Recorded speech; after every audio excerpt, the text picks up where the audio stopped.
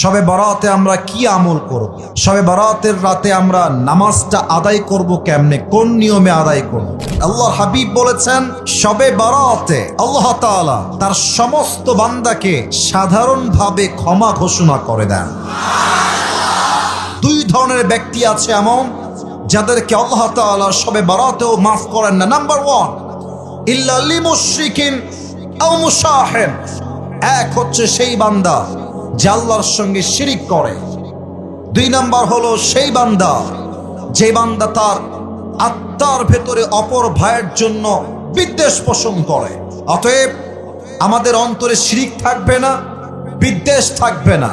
শবে বরাত আমাদের সবাইকে ক্ষমা করবে একজন। আওয়াজ দিয়ে বলেন সবাই, তিনি কে? নাও দ্য মেইন ম্যাটার, মূল কথা, আমরা এই রাতে আমল করব আসলে কি কি? আমার কাছে আমল বলার জন্য there are a lot of deeds, অনেকগুলো আছে, বাট আমি আপনাকে জাস্ট 4টা বলবো। কম শোনেন, মাথায় রাখেন, কাজে দিবেন। কথা ঠিক আছে কিনা বলেন সবাই? 1 নাম্বার আমল, শবে বরাতে আপনারা সবচেয়ে বেশি আমল করবেন। 1 নাম্বার, সবাই পড়বেন জবান খুলে, বলেন সবাই আস্তাগফিরুল্লাহ। এটা কুষ্টিয়ার সাউন্ড না, হয় নাই। আমি কুষ্টিয়ার মানুষকে চিনি তো। কুষ্টিয়ার মানুষ যখন কথা বলে ওরা বিড়ালের বাচ্চার মতো না, সিংহের মতো গর্জন দিয়ে তারা কথা বলে। পড়েন সবাই জবান খুলে আস্তাগফিরুল্লাহ। যদি আপনি বেশি বেশি ইস্তেগফার পাঠ করেন, what will be your benefit? আপনার লাভ কি হবে? কোরআনে আল্লাহ তাআলা বলেছেন 24 নম্বর পারার 3 নম্বর পৃষ্ঠা, قل يا عبادي الذين أسرفوا على أنفسهم لا تقنطوا من رحمة الله إن الله يغفر الذنوب جميعا إنه هو الغفور الرحيم. الله أكبر. Allah Ta'ala বলছেন, oh my worshipper, if you have committed huge sins in your life, হে আমার বান্দারা, তোমরা যদি তোমাদের জীবনে অনেক অন্যায় করে থাকো, অনেক পাপ করে থাকো, অনেক জুলুম করে থাকো, লা তাকনাতু Mir রাহমাতিল্লাহ, never lose hope from the mercy of your Lord. তোমরা তবে তোমাদের রবের রহমত থেকে নিরাশ হয়ে যেও না। Put your hand to your Lord. তোমার রবের দিকে তোমাদের হাত তোলো, ক্ষমা চাও। ইন্নাল্লাহা ইয়াগফিরুদ দুনুবা জামিআ। তুমি ক্ষমা চাওয়ার সাথে সাথেই আল্লাহ সুবহানাহু ওয়া তাআলা will forgive all the sins of your life.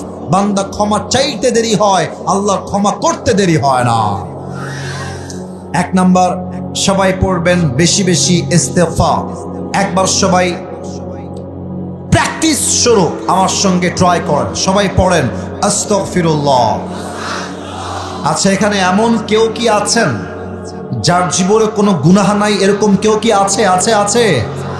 সবার জীবনে গুনাহ আছে, এটা পৃথিবীর কেউ না জানলেও জানে একজন। আওয়াজ দিয়ে বলেন সবাই, তিনি কে? পৃথিবী না জানুক আমি তো জানি, আমি কি পাপ করেছি হায়। আমার পাপের করলে বিচার, বাঁচার আমার নাই উপায়। দয়াময় প্রভু মাফ করো আমায়, মাফ করো আমায়। প্রণামে 1 নাম্বার, সবাই ইস্তেগফার পাঠ করবেন। 2 নাম্বার আমল, সকলেই শবে বরাতের পরের দিন নফল রোজা রাখবেন। নফল রোজা রাখলে আপনার পেছনের গুনাহকে মাফ করে দিবে একজন। আওয়াজ দিয়ে বলেন সবাই, তিনি কে?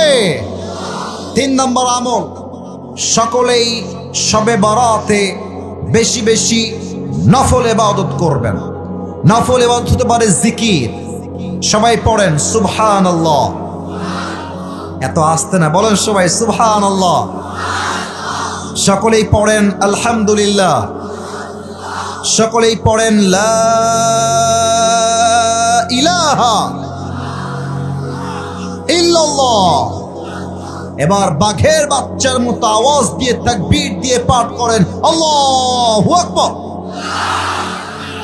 এটা আপনি জিকির করতে পারেন বেশি বেশি, আফদলুল জিকির। অথবা আপনি চাইলে নফল নামাজ পড়তে পারেন তাহাজ্জুদের নিয়তে।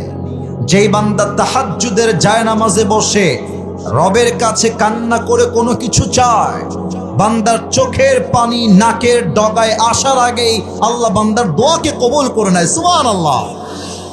4 নম্বর আমলটা, আপনি চাইলে কবর জিয়ারত করতে পারেন, এটা রাসূলের সুন্নাহ। তবে আমরা কি ভুল করি? আমরা দল বেঁধে যাই, 10 জন 20 জন মিলে যাই, হাদিসে আসছে এটা বেদাত। আপনি একজন যাবেন ইন্ডিভিজুয়ালি, একা গিয়ে জিয়ারত করবেন, এটা হচ্ছে শবে বারাতের একটা সুন্নাহ। সকলেই পড়েন সুবহানাল্লাহ। হায় আল্লাহ, আমি অধম আজকে যে কয়েকটি আমল সবার সামনে জিকিরের ব্যাপারে, আমলের ব্যাপারে মেনশন করলাম, আল্লাহ তুমি সবাইকে এই আমলগুলো করার তৌফিক দাও, আমি সহ সবাইকে। পড়না আমিন।